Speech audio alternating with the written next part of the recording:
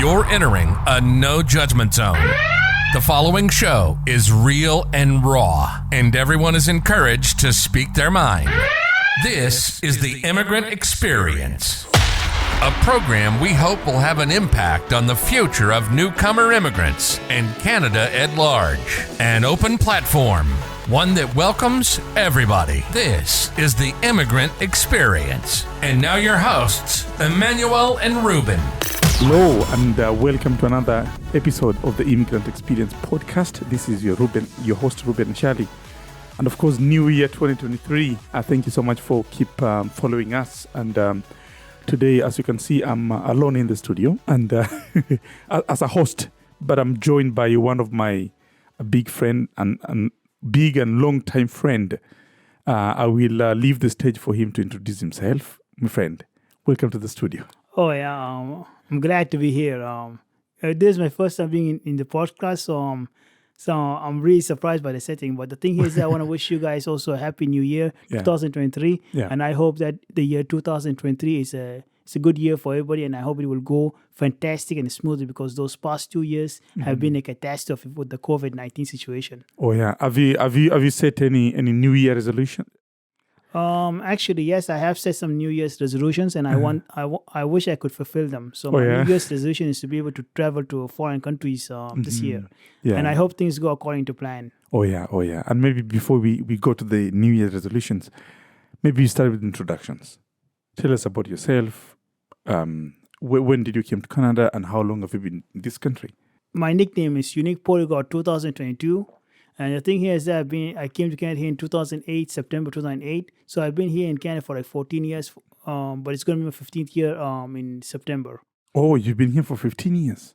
14 years, yeah. Oh, 14 years. Ooh. So you're used to the cold now, eh? Sort of, but like I'm an African person, so I never really get used to cold weathers.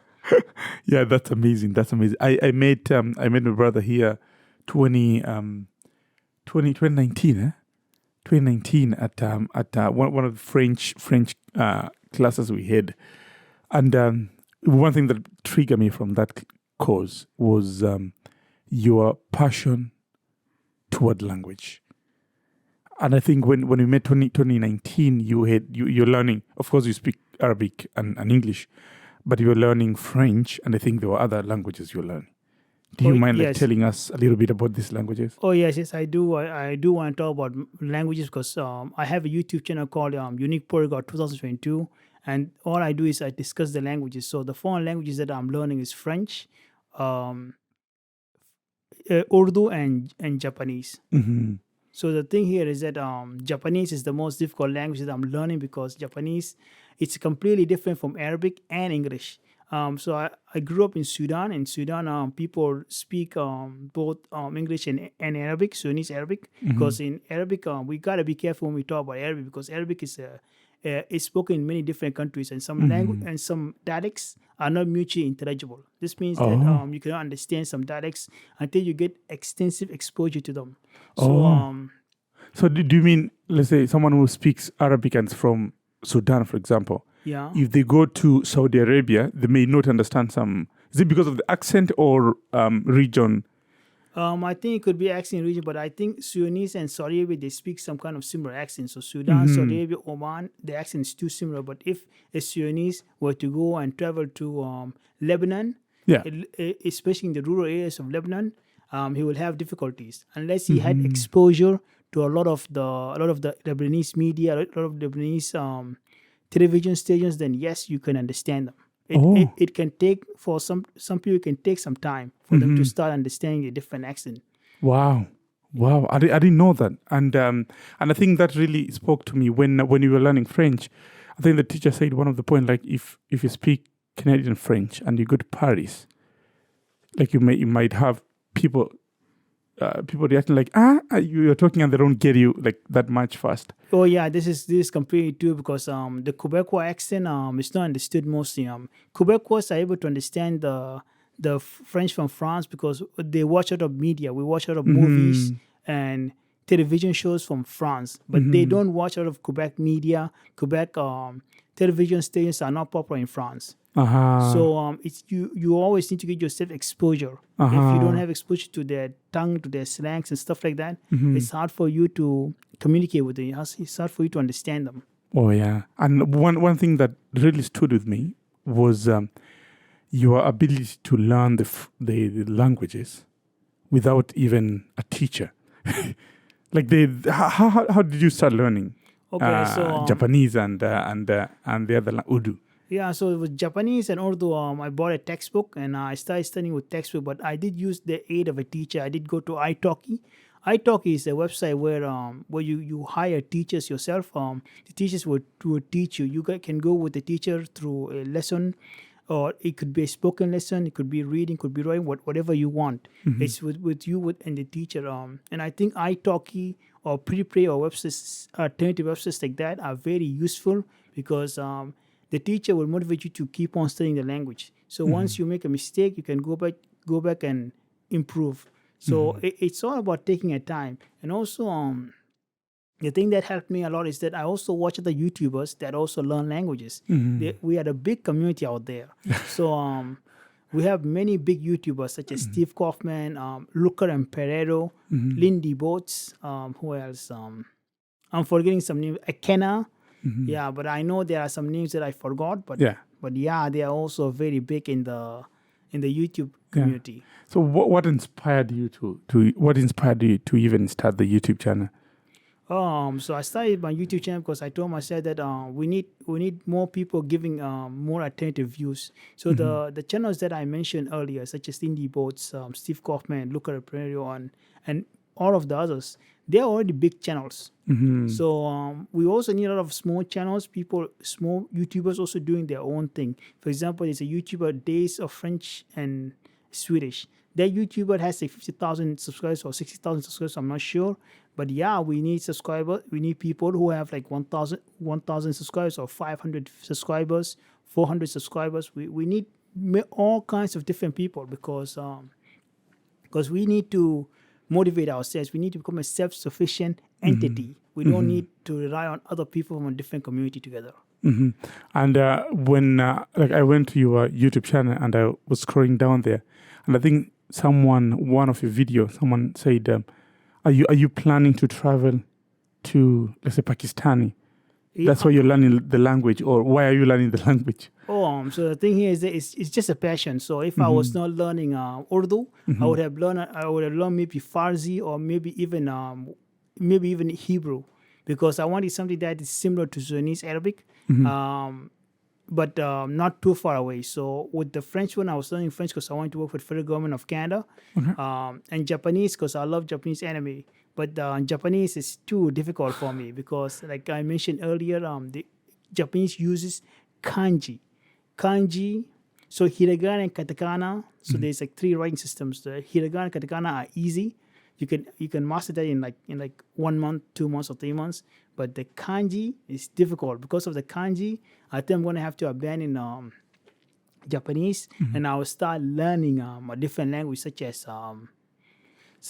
I might just start with Farsi or maybe Hebrew or maybe Italian. Then something easier. And also because I'm self-taught, so I don't have a lot of time by myself. Yeah, and you raised a very good point there that like some parts, like some writing, Japanese writings are a little bit harder than the other ones. Then how are you managing trying to understand the language? You don't even get it. With the language like Japanese, the kanji, I try to learn how to write kanji and stuff like that. But kanji, it's kind of complicated. It's very complex.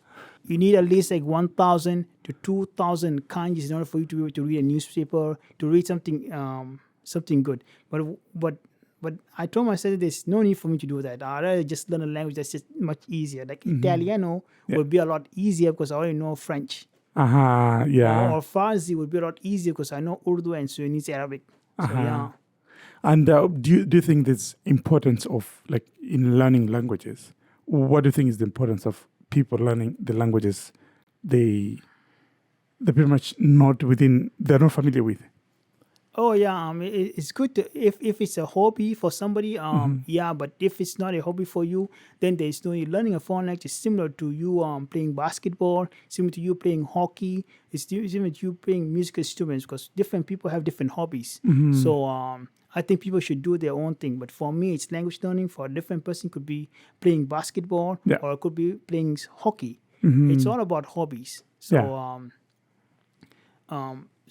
that's why I am learning these foreign languages. You said one of your responses here that like your vision is to work with the federal government. Yes. And do you envision working with the federal where within the federal government? Maybe I might work in the Ministry of Foreign Affairs or it's called Ministry of Government Affairs or even Ministry of Immigration Citizenship Canada or Ministry of Service Canada. I'm not too sure. I have applied, but I haven't gotten the job because the thing here is that to work for the federal government, you need to apply in a certain way. So the thing here is that when I was in university, I didn't take a co-op or stuff like that because I didn't have the time to take a co-op. And also I wasn't a Canadian citizen or even a permanent resident at the time. So so that was delaying me. But I hope there's somebody that can coach me around to teach me how to apply properly to the federal government so that I can finally get the job that I want. Oh yeah, and have you ever participated in like internships or placements at because I know of two programs that provides like paid placement and internships. You go there, you get paid for 3 months, 6 months. You work there, get some experiences and exposure. Of course, then okay, if I want to get a job here, this is how to go through and this is how to connect and getting people to connect with. Have you ever used those services? Okay, so the federal government paid the newcomers program. I applied there, but I didn't get the job. But yeah, I can do another internship, but it's not going to be with the federal government. It's just going to be locally. I don't want the locally one. You want the feds, huh? Yeah, I want the federal government, but if I don't get the job, it's totally fine. What inspires you to wanting to go there to the federal? Because I just find it good. I just find it it's good for me to work for the federal government so that I can also provide services on a federal level, not just a local level, nationally, all over Canada. And you say you came here in 2008. Are you a citizen right now or not yet? Yes, I became a citizen last year. Oh, that's amazing! Congrats. And maybe perhaps now you said you want like with your this 2023's resolution is to travel around. Do you have like a country specific that you envision yourself going there? And what is the motivation toward travel in this country? Is it just to go and visit, or is an inspiration from other YouTubers who travel the world and things like that? Yeah, so there are many countries that I want to travel. The thing here is that once I have applied for my passport, so I'm waiting for my passport to come. And I also need money to be able to travel to these foreign countries. So the countries that I want to visit is USA. USA is our neighbor. I have to go visit America, go see it. I also want to visit Arizona or California, the deserts. I want to see the environment. Then the second country I would love to visit is Kuwait or UAE. I'm not sure. It all depends on my budget because I don't even have money for that. Then the third one would be Pakistan. I also want to see how Pakistan is. Yes, the thing that motivates me to travel is that I love just seeing different environment, and also other YouTubers, they do inspire me. Like I watch Nas Daily. Oh yeah, Nas Daily. Yeah. Drew Binsky is a popular YouTuber, and Nas Daily too. So yeah. Yeah, that's amazing. And maybe with what's a message to anyone trying to learn a different language? I tried a couple of them and it didn't go well. What's a message to like anyone learning a new language and like given your experiences? How should they approach this? Oh yeah. So my personal opinion is that you need to be humble. You need to be, everybody has to be humble, including me. Even those other polyglots, everybody is humble. That's what I noticed with us: humbleness and patience. You need to be patient because language learning takes a long time. It takes a long time for it to go inside your brain. You can learn the word. I'm pretty sure you can learn the vocabulary, but you're gonna forget them the next day. So spaced repetition helps a lot. Even me too. There's a lot of words I learned in French, a lot of words I learned in Japanese that I forgot. That's the sad part about it. And do you forget everything or some part of what you're learning? So the thing here is that there's sometimes I might forget everything. Forgets comes back. So and sometimes it sticks in my brain forever. But spaced repetition and patience and humbleness are 3 qualities I would advise anybody when they are learning a foreign language. And maybe before we go far, maybe in French, a simple teach me a little bit of French. Vous besoin que je parle français? Ça c'est votre opinion? What does that mean? Okay. Do you want me to speak in French? Is that your opinion? Oh, okay. Can you go slowly? Vous besoin que je parle français? Vous besoin qui parle français? Que je parle français. Oh, okay. Qui je parle français. And what can you say the statement in Urdu? Urdu में थोड़ा सा मुश्किल होगा मगर मैं कोशिश करूँगा. उर्दू में आपको चाहिए कि मैं फ्रेंच की ज़ुबान में बोलूँ. Oh, and can you repeat the same sentence in what is the language? Japanese. Yeah, but Japanese is going to be the hardest for me to do. Anyottawa iteimasu. フランス語が話します. I butchered the Japanese over there, but because Japanese is the hardest, like I mentioned. I know. I have tried my best, though. Oh yeah, that's amazing, man. That's amazing. It's just like from the first time I met you at that French class, I just see like your passion toward learning new languages, and it's very hard. It's very hard learning a language. Yep. But like your passion toward learning the language and your commitment, like it's almost 4 years ago, but you're still like pushing it and you're taking it another level, like even starting a YouTube channel trying to teach other people. Maybe a question out of that experience: who do you think is your main audience? So right now, most of I have like around like 2,000 subscribers. Oh, that's a huge audience, man. Yeah, that's a huge audience. It looks like a huge audience, but most of these subscribers are just Sudanese people. These are not really the subscribers that I want. The subscribers that I want are other language learners. So you see channels such as Steve Kaufman, Luca Lamperero, Akena, Lindy Boats. Most of their subscribers are actually other people who are passionate about learning languages. I also want my subscribers and my viewers to be mostly language learners, not people from my community, which is just awful. Yeah. And do you think maybe with time we will get there, or do you think you are too slow? No, I do think it's with time and with the right connections, I'll get there. So the thing here is that I know if I were to visit Japan or if I were to visit Pakistan, my channel would immediately blossom. But the thing here is that with those subscribers, they're going to be constantly regionally.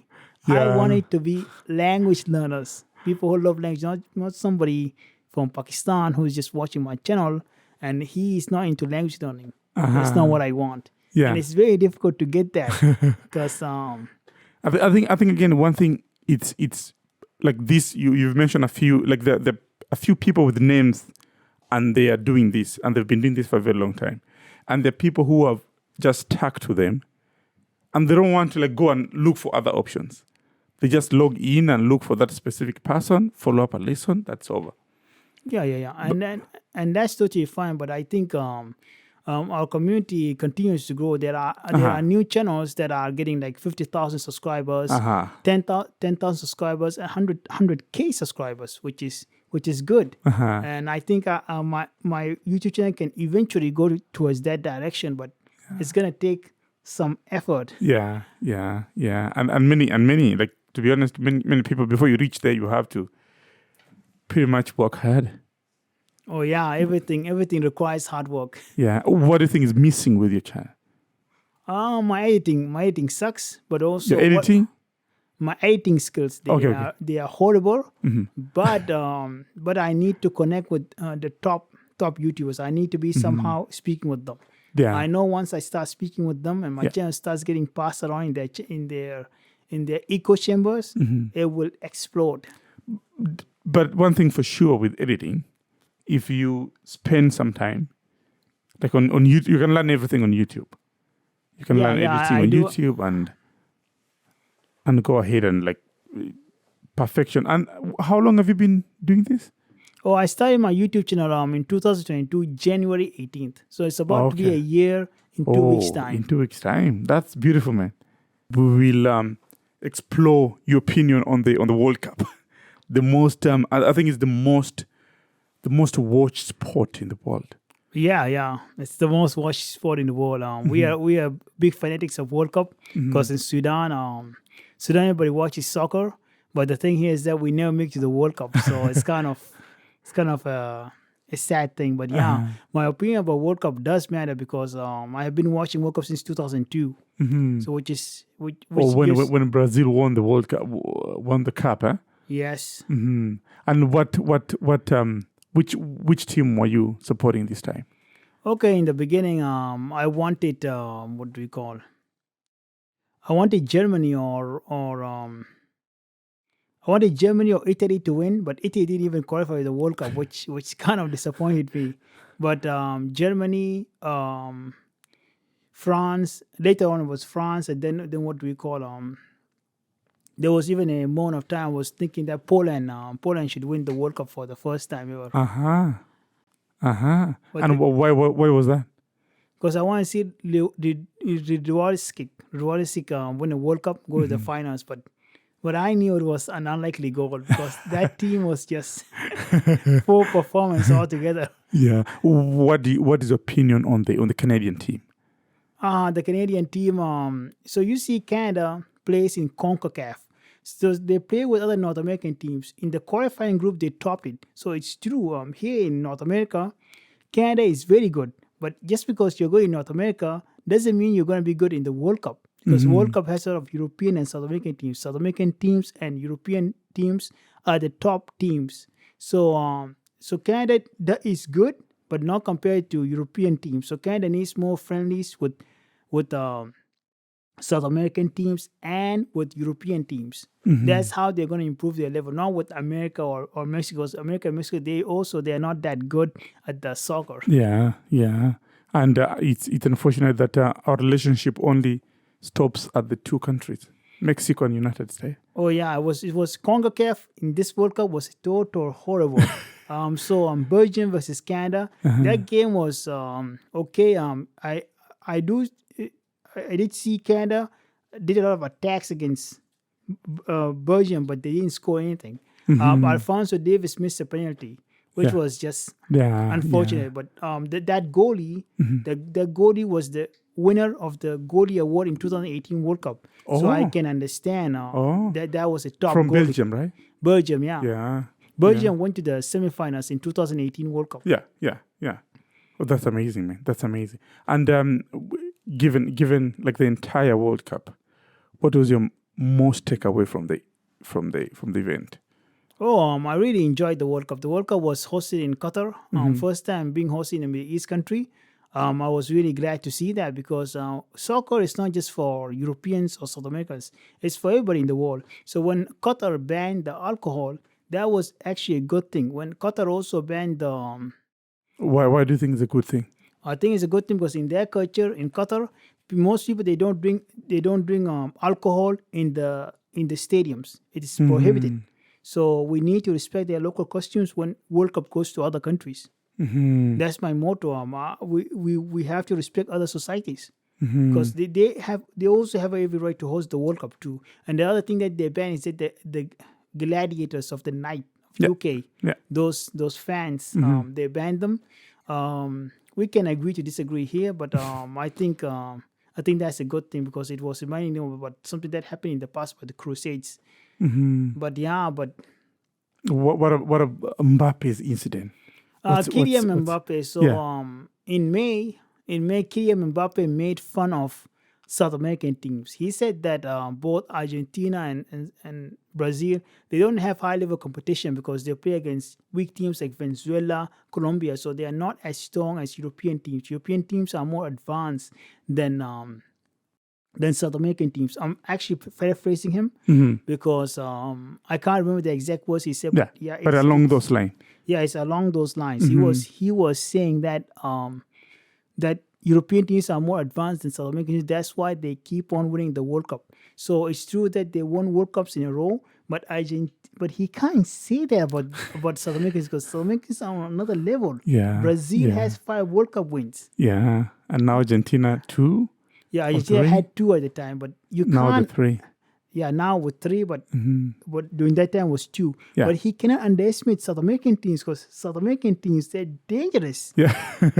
So yeah. How many cups does European countries have?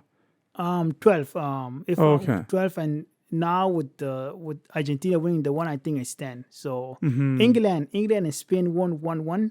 Okay. France has two World Cup wins. Germany and Italy both have 4-4. Okay. Yeah, they won a very long time ago. Yeah, they've been winning from a long time ago. And well, I was a big fan of France from the beginning of the tournament up until to the end. And one of my big friend, my co-host Emmanuel here, is from Cameroon. And he's pretty much against the team because he think they're brain draining the country with most of the players having originally from Cameroon. And I think it's the same thing with France, Switzerland, and many countries. Oh yeah, immigrants. This podcast is also immigrant podcast because immigration brings diversity. Diversity is a strength for us. Yeah. So France last time they won the World Cup. They won the World Cup because of their strength. Kylian Mbappe, Paul Pogba, they were amazing in the 2018 World Cup. Yeah.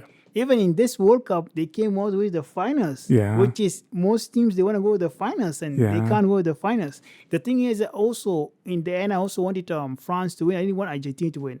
So Argentina has been European teams. Argentina beat Poland. I love Poland, and I was angry because I wanted to see Argentina and Poland go ahead. Because Argentina beat Poland, Poland did go ahead, but Poland had to face France early on. Then they're kicked out. Yeah, so I wasn't happy about Argentina from that point on. So Argentina beat European teams like Poland, Netherlands, Croatia, and then France in the finals. With everything going on, I don't know if you saw the incident with that boy from he's original from Cameroon, and I think he scored a goal against Cameroon. Oh yeah. And I'm hearing that people were mad back home and they went to their home and burned it down. Switzerland. Switzerland. Yeah, that guy. Yeah, yes, I heard about that incident. Really, really sad incident because people have a right to play. Like he, what I read from sources online is that he wanted to play for Cameroon. Yeah. But there was in Cameroon, like all the African countries, there's something called corruption. So the thing here is that money, you're supposed to use money for the government for services, to provide services. But people, corrupt officials, they use money for themselves. They don't. This incident also happened with Morocco too. There was a Moroccan association. They were sponsoring tickets for the semifinals. They were trying to give tickets to many fans to be able to go to the World Cup. Yeah. But what happened is that because of the corruption, because the Moroccans were corrupt, 7 flights got delayed or something like that. Oh. And also a lot of fans did not go to the World Cup because of this kind of corruption. So all Africa is like that. So what happened with that player over there, Cameroon?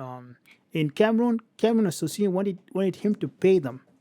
Oh, for him to go and represent the country. Yeah, I wasn't. I'm not. My sources are telling me $500,000, 1 million, something like that. Oh, okay. And I don't think he had the money because he was poor at that time. So he had to just make up his mind, and he. And I think like European countries, you're paid for you to go and play. Oh yes, you're paid. You're paid. Yeah, they have to pay you. No, there you're asked to pay. This is crazy. This is crazy. It's all because of corruption. Yeah. We- Wow. Yeah. And this is one of the reasons why Africa is not as developed as other countries. Mm-hmm. We do have resources, we do have the intellect, but corruption is a major problem. Yeah. And with the next World Cup coming to Canada, what's your opinion on this? Oh yeah, so the previous World Cup that happened there, like Japan beating Germany, Saudi Arabia beating Argentina, those were kind of shocks that were very good. Yeah. They made the group stages to be very exciting. And I think that might have some effect on the World Cup coming into 2026 because there's an issue because you see the next World Cup is going to be a big World Cup, 48 teams. Oh. So this one was 32 teams, this one's 48 teams, 16 more teams. So the thing here is it's happening Canada, America, Mexico. The thing here is that they wanted to have 80 matches in the beginning. But now, because of Saudi Arabia beating Argentina, Japan beating Japan beating Germany, and Costa Rica almost beat Germany. If Costa Rica and Japan had gone through, and Japan and Germany had not gone through, that would be a shock. A major upset. Yeah. And maybe before we go into like hosting the next World Cup here in Canada, maybe we should go through like some of those surprising incidents at the World Cup. One of the argument I was telling my friend is that like there's you're not sure up until the game is over. Like who knew that Morocco will eliminate Portugal? Yeah, nobody knew. With Cristiano Ronaldo in the field.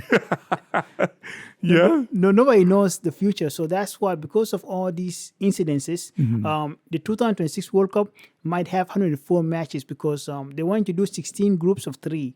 But now, because of the incident that happened there, they might do 12 groups of 4, which is the most ideal because you want the last games to happen at the same time, spontaneously. Yeah. So if they put 16 group of 3, how would they have the last few games happen at the same time? No, they cannot. They cannot. So you have to wait for the winner to come and play. Or what will happen is that so in 1982 there's the match of Gojón, the disgrace of Gojón. It is a match in 1982. The World Cup was being hosted in Spain. What happened is that in the group there was Germany, Austria, Algeria. I forgot the fourth team. But what happened is that Algeria beat Germany. Algeria was supposed to go ahead. Algeria and Austria were supposed to go ahead.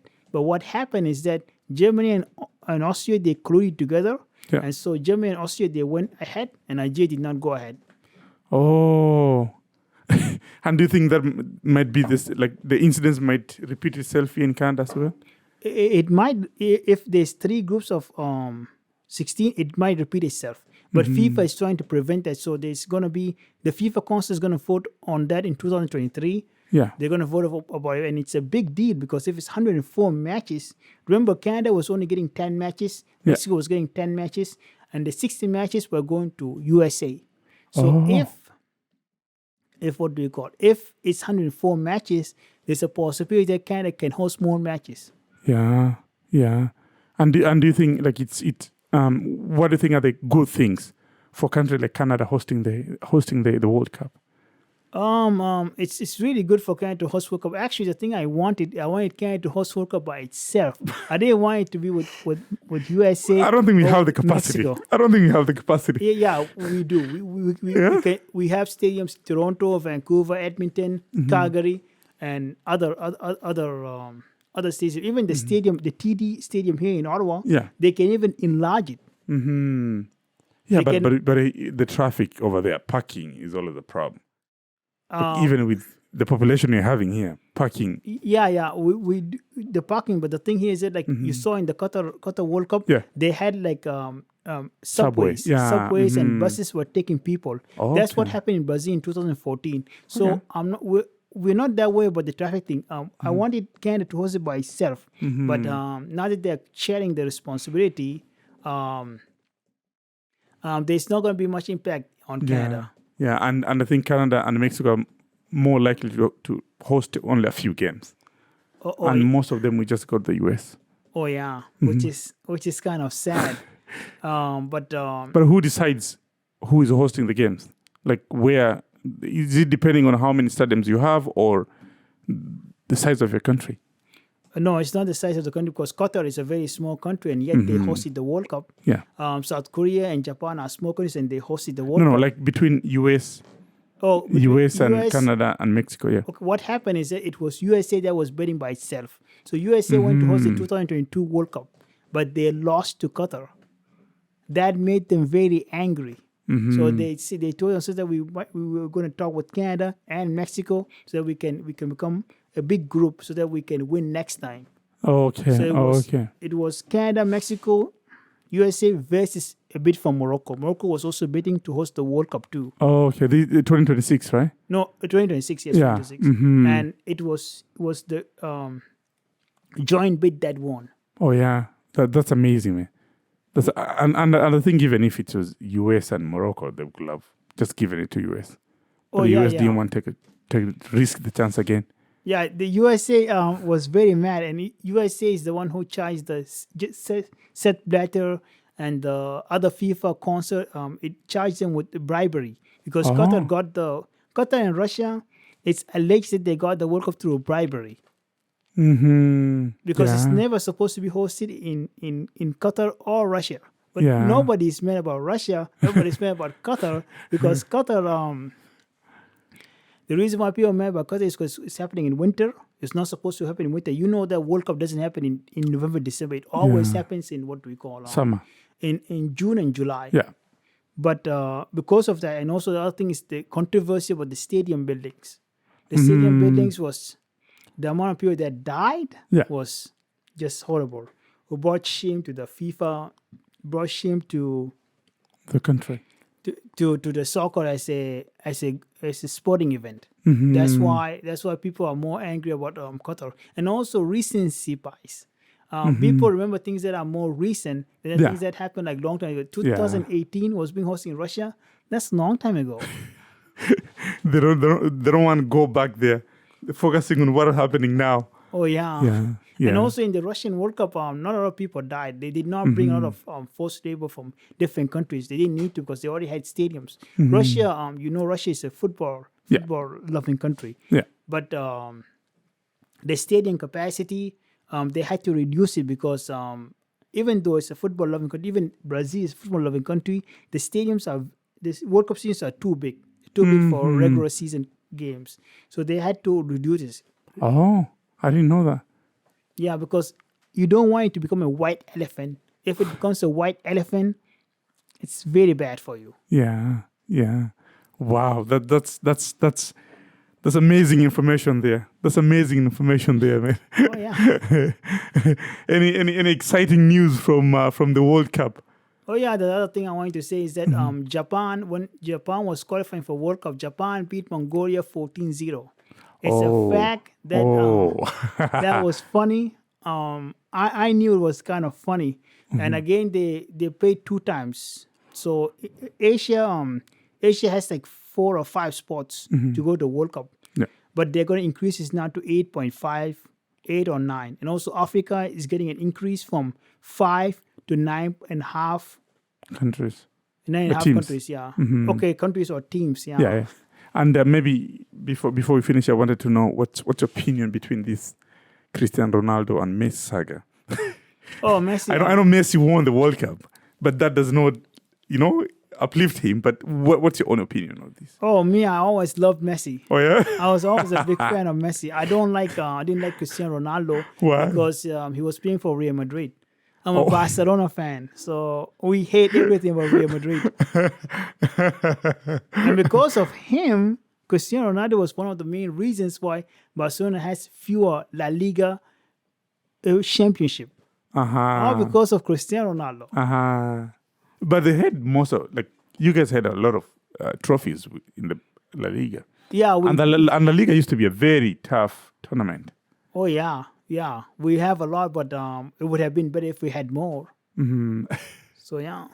Oh yeah, that's amazing, man. That's amazing, man. And any final thoughts or or comment? So the thing here is that I enjoyed this podcast. I think I should be coming here more often. For sure. And also for sure. the other thing I want to say is that the 2026 World Cup is coming. Yeah. So we need to get ready. Hopefully everything is all right. Yeah. And I hope we have financial money to be able to go to World Cup, because World Cup tickets are not cheap. Yeah. They are kind of yeah. expensive. So we need to be able to save up. Do we have any game playing in Ontario? Toronto. Oh. There are going to be some matches in Toronto. At least someone can drive there. Yeah. But what is the range of tickets to go and attend the games? Because it's 2026. So for 2022, the local Qataris, they pay less money than the international visitors, Oh, and why is that?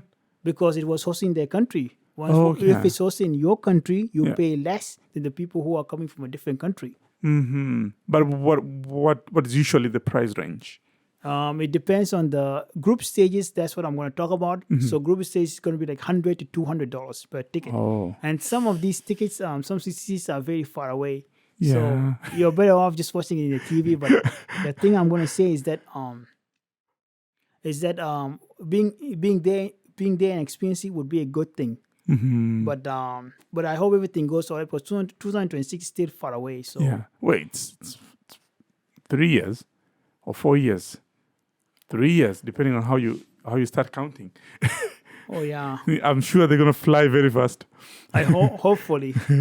That's all I have to say. Oh yeah, for sure. Thank you so much. And for sure, when you're hosting the during that period, we usually have the World Cup episodes where we either come and describe the games or just come and talk about the World Cup and rant about everything.